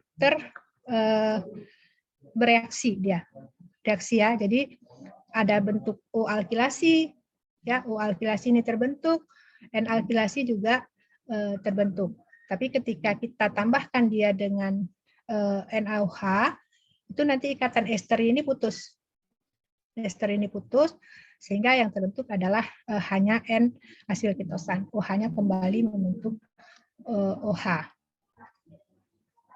Bisa juga dengan menggunakan anhidrat asam suksinat ya, dilakukan dengan mencampurkan suksinat anhidrat dengan campuran kitosan dengan asam asetat dan metanol 11%. Ya, jadi ini dua-dua juga bereaksi dia. Nah, kalau kita mau mereaksikannya hanya gugus hidroksil, karena gugus amin itu lebih reaktif tadi, agar reaksinya tidak terjadi di N, kita bisa melindungi dulu, mereaksikan dulu gugus aminonya itu dengan basa sif. Ya, kita reaksikan dulu dengan basa sif sehingga nanti ketika kita tambahkan bereaksi, yang bereaksi hanya pada gugus OH-nya. Ini pembuatan O asilasi kitosan, ya, menggunakan gugus pelindung basa sif. Di sini penelitiannya dilakukan dengan melarutkan kitosan dalam asam formiat 90%, ya, yang mengandung asam asetat anhidrat. Nah, ini akan terbentuk O asilasi kitosan. Ini juga dapat dilakukan dengan reaksi esterifikasi, ya, dilakukan dengan reaksi esterifikasi sehingga nanti dihasilkan juga O asil kitosan. Jadi kegunaan kitosan dan turunannya ini tadi yang setelah kita reaksi, sebenarnya sifat kitosan sebagai polimer alami itu juga sudah punya sifat yang sangat baik ya. Jadi bisa menghambat absorpsi lemak, kemudian penurunan kolesterol, pelangsing tubuh. Ya, kitosan juga mampu menurunkan tingkat kolesterol dalam serum dengan efektif dan tanpa menimbulkan efek samping. Jadi kan kitosan itu biasanya terdapat pada kulit udang, ya, kepiting dan sebagainya. Nah, ini dia sudah kitin sebenarnya yang di dalam itu, kemudian kita ubah menjadi kitosan. Nah, ini udah punya sifat ini dia. Tapi ketika kita modifikasi, dia bisa kita gunakan menjadi pemanfaatannya yang lebih luas. Ya, misalnya sebagai aplikasi biomedik, pelembab kulit, penyembuh luka, antikoagulan, obat-obatan, diet sebagai untuk serat diet dan sebagainya. Nah, ini ya. Nah, ini penggunaannya pada bidang industri dan kegunaan dari masing-masing ini produk. Jadi kalau kita lihat ya bahwa ketika ada senyawa alam, senyawa organik yang ada di alam, itu bisa kita modifikasi sesuai dengan kebutuhan. Nah, memang, nah ini ya, misalnya kegunaan turunan kitosan, ini juga bisa sebagai perbaikan jaringan, kemudian bahan bakar sel, pelapisan untuk antibakteri dan sebagainya. Memang kalau saya bilang ya, dalam satu penelitian itu kita bisa melakukan dan melihat dari berbagai sudut pandang. Jadi kalau misalnya tadi ada kitosan, ada kitosan. Nah, dari sudut pandang organiknya kita mau modifikasi dia, modifikasi dengan berbagai macam reaksi kimia sehingga membentuk senyawa yang baru. Kemudian misalnya, oh dari pemanfaatannya, dari segi farmasinya misalnya, oh mau dibuat sebagai obat-obatan, atau kita mau lihat dari segi bagaimana reaksi itu berlangsung dan sebagainya. Jadi memang terkadang ya penelitian yang kita lakukan tuh saya akui terputus-putus gitu loh. Kita awal modifikasi semua tanpa menyelesaikan sampai akhir. Sebenarnya kalau kita menyelesaikan sampai akhir, itu kemungkinan manfaat yang kita dapat akan lebih banyak daripada sekedar informasi. Jadi ini mungkin bagi kita bisa menjadi buat Bapak Ibu, buat adik-adik semua mungkin bisa menjadi ide nanti bagaimana penelitian ini akan dilakukan, atau kita bagaimana mencari ide penelitian dan sebagainya. Jadi banyak kita bisa manfaatkan bahan-bahan alam yang ada di sekitar kita untuk bahan penelitian. Jadi kalau mau cari ide penelitian nggak perlu duduk di bawah pohon, nyari ide nggak akan dapat itu. Ya, nyarinya dari baca penelitian-penelitian yang sudah dilakukan, kemudian kita bisa kembangkan untuk penelitian selanjutnya. Mungkin ini yang dapat kami sharing ya, informasi. Kita bisa diskusi mengenai modifikasi ini agar mungkin nanti penelitiannya bisa menjadi lebih baik. Mungkin ini yang dapat kami sampaikan. Kami kembalikan kepada Saudari Marisa. Terima kasih. Assalamualaikum warahmatullahi wabarakatuh. Waalaikumsalam warahmatullahi wabarakatuh. Materi yang sangat luar biasa dari Ibu Dr. Cutratima Zuhra, menambah wawasan kita sekali ya. Ini kepada partisipan bisa langsung bertanya di kolom chat atau bisa langsung raise hand jika ada yang ingin bertanya. Bisa langsung bertanya. Iya Bu, silakan. Silakan Ibu. Saya dengar suara Bu Retno ini. Udah rindu ya Bu kita. Ya udah rindu ini. Sajiannya menarik sekali Bu. Jadi pada saat waktu S1 dulu saya pernah mengapa Bu mengambil pati dari tongkol jagung Ibu. Dari jagung itu, tapi saya ambil tongkolnya yang jagung manis ya. Di situ, tapi kesulitannya adalah karena itu tongkol, dia harus didestruksi dulu, pakai apa ya? Didestruksi dulu dengan NaOH tadi ya. Itu seperti itu untuk menghilangkan selain apa namanya starch yang kita inginkan kan masih ada lignin, ada selulosa gitu ya, seperti itu. Nah lalu yang mau saya tanya, kalau pati sukun ya Bu, pasti menarik sekali karena saya suka sekali sukun itu enak. Jadi tidak sampai dibuat pati langsung di santap. Tetapi pasti menarik Ibu, karena tidak ada, saya lihat tidak ada di pasaran. Jadi kalau mengambil pati murninya ini dalam tujuan untuk apa ya Ibu, di dalam penelitian, tren penelitian Ibu Zuhra, apakah langsung dimanfaatkan pati tersebut untuk bahan-bahan yang terkait dengan chemical atau semacam pengisi gitu ya, atau filler gitu, atau digunakan untuk terkait dengan bahan pangan tadi seperti yang disampaikan tadi. Lalu perlakuannya supaya benar-benar dia bisa menjadi yang kita inginkan, itu pengukurannya berapa Mas Bu yang diapakan, yang kita ambil sebagai produk akhir gitu. Terima kasih. Terima kasih, Prof. Jadi memang saya menggunakan sukun. Saya juga suka sukun, Prof. Tapi karena sekarang jadi teman, jadi bahan penelitian jadi jarang dimakan. Karena lihatnya kok jadi nampak seperti pati. Ya, jadi memang kalau misalnya dalam isolasi tadi pati, ya isolasi pati dari sukun. Pati yang sudah kita dapat tentu kita biasanya kita murnikan dengan aqueous dengan beberapa kali beberapa kali pencucian, kemudian baru kita uji dia dengan spektrum IR untuk melihat bahwa ini adalah pati dan beberapa uji fisik lainnya. Kemudian biasanya Bu, ini kita kalau saya biasanya kemarin itu memodifikasinya dengan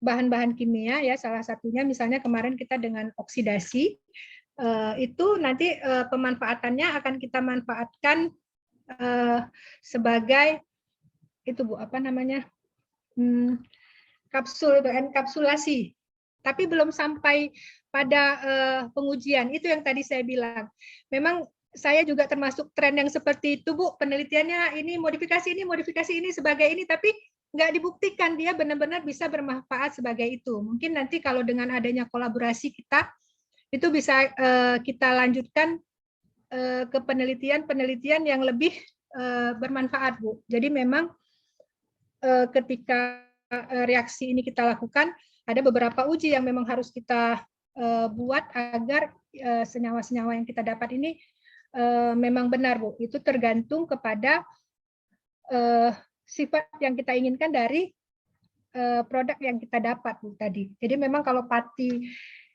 sukun mungkin lebih mudah didapat daripada yang pati tongkol jagung tadi, karena pati tongkol jagung kan bukan hanya bukan hanya pati yang ada di situ kan, Bu, ada ligninnya dan sebagainya. Jadi mungkin penggunaan itu yang lebih kita fokuskan, Bu. Iya. Mungkin itu, Bu.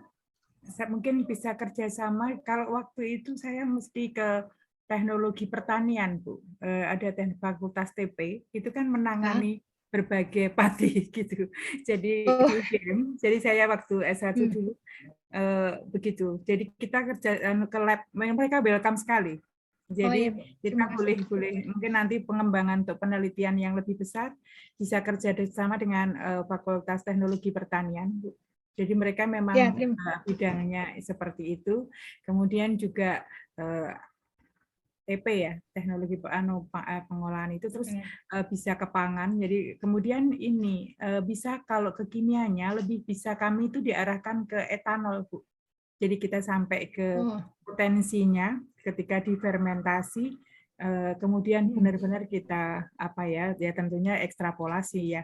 Dari situ kita ukur berapa etanol yang bisa kita dapatkan, karena itu yang besar gitu untuk industri. Nah, ya, jadi ini satu masukan juga untuk mahasiswa kita, satu terobosan, jadi bisa sampai ke sana. Jadi itu. Terima kasih, sajiannya menarik sekali, Ibu. Ya, terima kasih, Prof. Retno. Jadi ya ini yang tadi dikatakan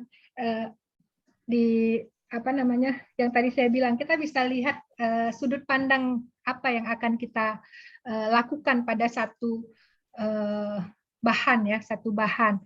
Tadi kalau Pak Edianto grafting kitasannya, oh kalau yang ini kita lihat sebagai dia kita modifikasi gugus fungsinya, atau kita buat dia menjadi senyawa yang lebih kecil, lebih bermanfaat, apa yang dibutuhkan dari industri. Jadi mungkin itulah tadi saya bilang, adik-adik nggak usah takut nggak punya ide. Ide itu akan ada ketika kita banyak membaca jurnal-jurnal yang sudah ada. Jadi kita tinggal modifikasi. Nanti kadang-kadang kita ketika melakukan penelitian, oh ini kayaknya terlalu gampang gitu ya, jadi malu mengajukan. Padahal ketika kita ajukan itu ternyata bermanfaat sekali. Jadi adik-adik semangat aja untuk melakukan penelitian. Adik-adik punya di sini dosen-dosen yang hebat di Unimed, di USU, ya yang bisa sebagai untuk diskusi dan sebagainya. Ini aja.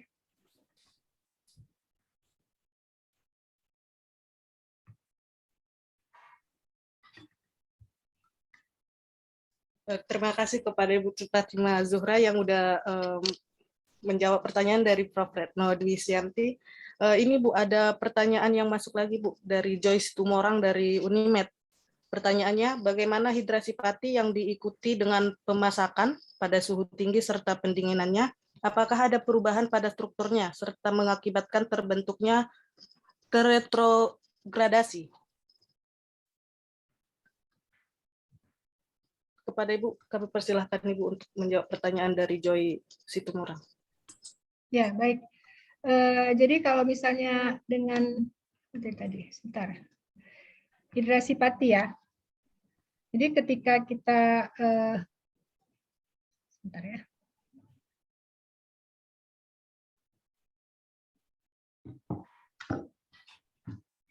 Nah, jadi ketika proses ini tadi kita melakukan kan tadi modifikasi itu kan modifikasi ada dengan bisa dengan hidrolisis dan sebagainya ya. Jadi ketika kita hidrolisis ya, itu akan menyebabkan pati itu menjadi suhu gelatinnya menjadi lebih rendah ya. Jadi di mana dia nanti pengembangan granula pati yang dapat balik ini jadi menyebabkan perubahan dari struktur granula sehingga kerusakan hidrogen ini akan mempertahankan struktur dari pati ini sendiri. Memang kita kalau misalnya melakukan pemanasan ya pada pati itu dengan tidak terlalu dengan pembentukan tadi kristal itu ya, jadi tidak terlalu menggunakan suhu pemanasan yang terlalu tinggi. Begitu. Mungkin begitu. Siapa tadi ini? Maaf, saya lupa. Joyce Situmorang. Ya, kepada Joyce Situmorang, pertanyaannya sudah dijawab luar biasa dari Ibu Cepati Mazura. Apakah ada partisipan yang lain akan bertanya? Ya, dipersilakan ini kepada partisipan. Atau mau raise hand langsung untuk bertanya langsung kepada narasumber kedua kita? Kalau tidak ada, mungkin saya satu lagi, Bu. Saya itu punya satu penelitian yang sedang saya lakukan. Itu tapi saya kesulitan memang seperti tadi polipropilin ya.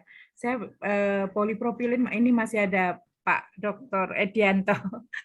Polipropilin itu mau dihancurkan gitu loh Pak, didestruksi, dipecahkan itu memang sulit sekali ya. Padahal sudah pakai pelarut organik itu. Jadi kami mau pakai sistem untuk penjernihan gitu ya. Kita akan combine dengan tawa seperti itu Pak Edi. Jadi sebenarnya itu penelitian saya lama dari tahun 2011 waktu ada tsunami seminar tsunami di Aceh itu pernah saya tawarkan dan memang diterima waktu itu. Cuma di dalam prakteknya susah sekali menghancurkan polipropilin Pak Edi. Padahal sudah kita kasih surfaktan ya, kita kasih surfaktan, tetapi tetap juga sulit. Jadi kita biasanya sampai rusak blendernya. Jadi kita blender paksa dikejut gitu, baru dia bisa nyatu. Meskipun kita tambahkan surfaktan juga. Mungkin ada teknik grafting atau teknik apa begitu ya, mungkin dari lab organik USU gitu. Terima kasih masukan. Izin Bu Cut ya. Ya silakan Pak Edi. Ini bagiannya Pak Edi memang ini propilen. Iya. Jadi memang polipropilen itu suatu polimer yang berat molekulnya kan tinggi ya. Artinya satu rantai itu C-nya bisa ribuan dan lain-lain. Sementara dia bersifat non-polar ya, non-polar dan hanya berkawan dengan sesukunya pula saja yang sama-sama non-polar.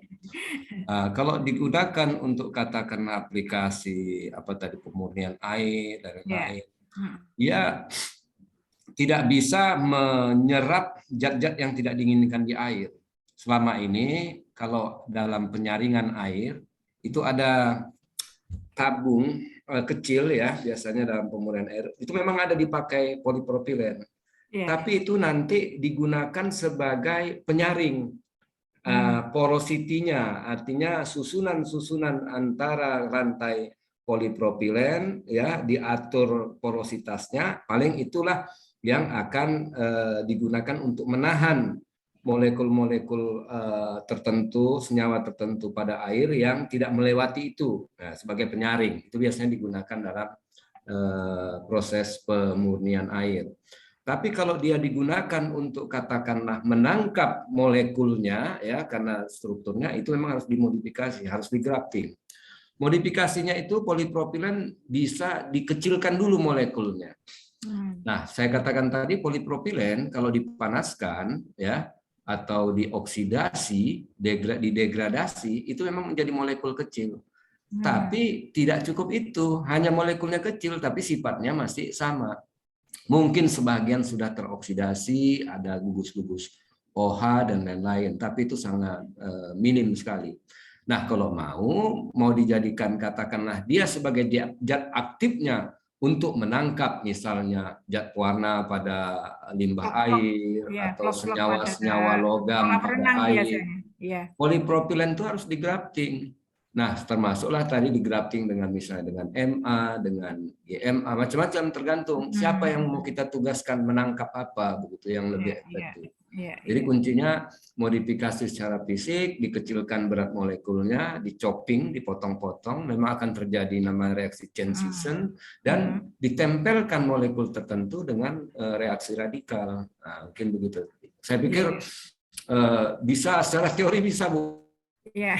Karena belum saya praktekkan ya gampang secara ini, tapi prakteknya nanti ya berapa energi yang diperlukan, alatnya ada nggak untuk internal mixer, extruder dan lain-lain. Kami selama ini pakai apa blender yang blender yang besar gitu ya, tapi di model dikejutkan gitu. Kalau itu belum bisa karena itu hanya ukuran saja yang dinaikkan. Dia harus pakai katakanlah internal mixer atau extruder dengan temperatur tinggi, lalu di sana saya rasa itu yang dicari ya kan Pak. Mungkin itu. Terima kasih. Memang ini pekerjaan orang awam, tetapi kita sebagai orang kimiawan diminta kayak mana supaya efektif gitu. Proses tersebut ketika di lapangan gitu, pakai beneran begitu. Nah, terima kasih banyak. Saya kembalikan pada moderator. Terima kasih Bu Isa. Gantian nih, saya mau bertanya, tapi bertanya bukan sama artinya mungkin lebih mendasar nih, mumpung ada Juliati, ada Bu Maris diskusi. Diskusi lah ini. Kebetulan ya saya bermasalah kemarin gula darah saya tinggi kan begitu ya kan. Nah, jadi saya ketemu sama kawan dokter, jangan makan nasi katanya. Oke, saya bilang saya nggak makan nasi biasa saya. 11 tahun saya di Inggris nggak makan nasi nggak ada masalah, malah nikmat saya. Tapi yang saya tanyakan, saya ganti nasi dengan makanan yang lain begitu ya. Sama-sama pati misalnya. Sekarang saya konsumsi misalnya keladi, ubi jalan. Dan kalau secara logikanya, itu sama-sama pati. Lalu kenapa? Di mana perbedaan dalam metabolisme kita sehingga nasi terlalu banyak glukosanya ya. Nah, bagaimana kita memilih itu? Dan mungkin hampir sama dengan sekarang ada yang kita kenal bahan yang seperti keladi juga yang diekspor ke Jepang, porang namanya, porang. Mungkin bisa diinformasikan apa itu porang dan kenapa itu digandrungi sekali dengan masyarakat Jepang begitu, apakah ini ada hubungannya dengan penyakit gula dan lain-lain. Mungkin saya bisa mohon penjelasannya lah ini berhubungan dengan. Nah, saya pikir ini pengetahuan umum juga lah untuk kita. Makasih, saya kembalikan.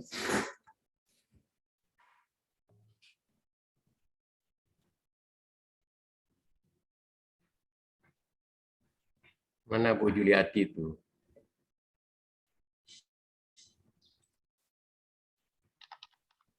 Masih ada kok, Pak.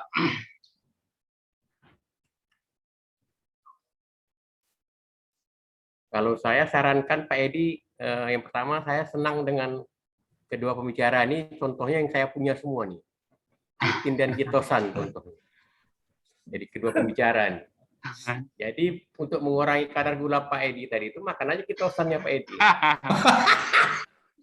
Nggak mungkin lah makan ketosan. Ya, Pak Edi datang ke saya punya ketosan kapsul Pak Edi. Oh gitu. Gitu ya, oke lah. Belum ada dikasih emasnya ya, karena penelitian Prof hari ini menempelkan emas ya pada ketosan untuk alat kecantikan, gitu ya? Ya, itu untuk muka Pak Edi biar awet muda. Oh gitu. Makasih Prof. Nanti saya datang lah. Orang itu yang kita kenal dengan chiaseed ya Pak Edi ya? Iya. Chiaseed itu ya. Saya ada persediaan. Itu maksudnya porang itu tadi ya? Biji porang itu. Apati porang itu. Chiaseed ya? Saya nggak tahu dia seperti keladi juga. Cuma diekspor ke Jepang itu sekarang. Oh, itu. Iya. Nah, apa kelebihannya begitu ya? Bisa jadi ide penelitian ini ya Pak. Kelebihan dari pati porang untuk sebagai obat, bukan obat sih sebenarnya, untuk pengganti ya, pengganti Iya. pengganti pati. Ucut ambil tuh talenta. Ini Join orang, dengan Pak Edi. ini orang biokimia mau nerangkan ini. Siapa ini, Bu Juliati atau apa ini? Makasih lah, makasih. Nanti kita pikirkan. Ini nih Ibu Cut, ada satu lagi nih. Tadi kan saya lihat modifikasi polimer alam ya Ibu Cut ya.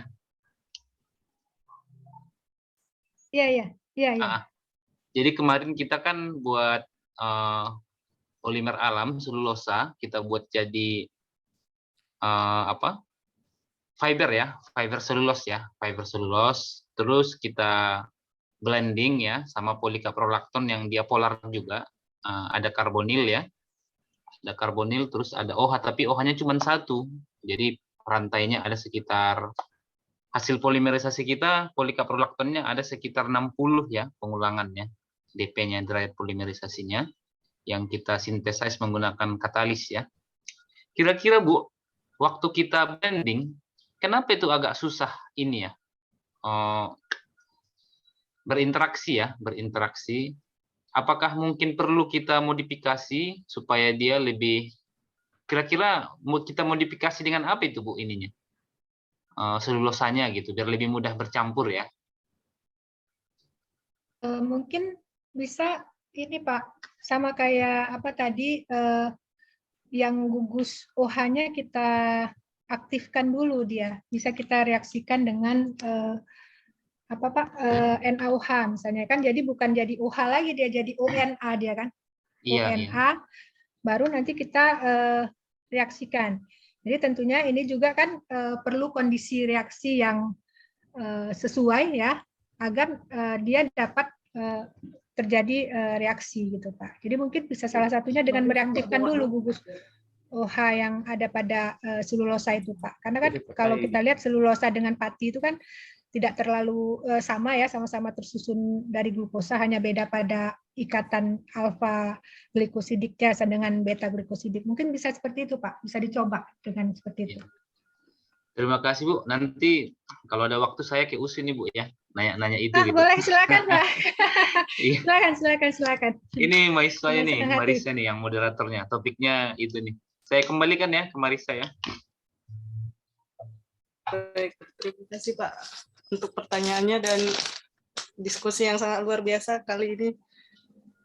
Ini partisipan ada lagi yang ingin bertanya? Silakan di kolom chat atau juga raise hand. Pas saya yang bilang Pak. Ya mungkin juga karena sudah melebihi waktu dari sesi tanya jawab. Berakhirlah sudah sesi tanya jawab kita bersama narasumber kedua. Sebelumnya Ibu, kami dari Panitia HKI Sumatera Utara ada sedikit kenang-kenangan Ibu berupa sertifikat kepada operator, bisa di share screen.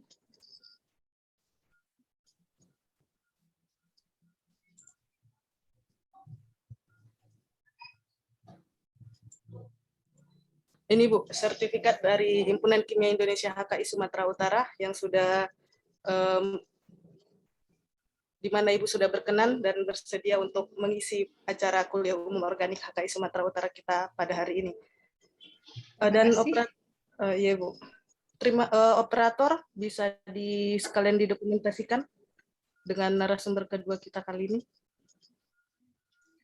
Baik, kepada Ibu, Bapak dosen, dan partisipan lainnya untuk menghidupkan kameranya, karena akan diambil sesi dokumentasi.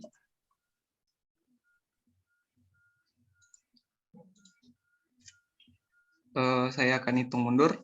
5, 4, 3, 2, 1. Baik, untuk yang kolom kedua. 5, 4, 3, 2, 1.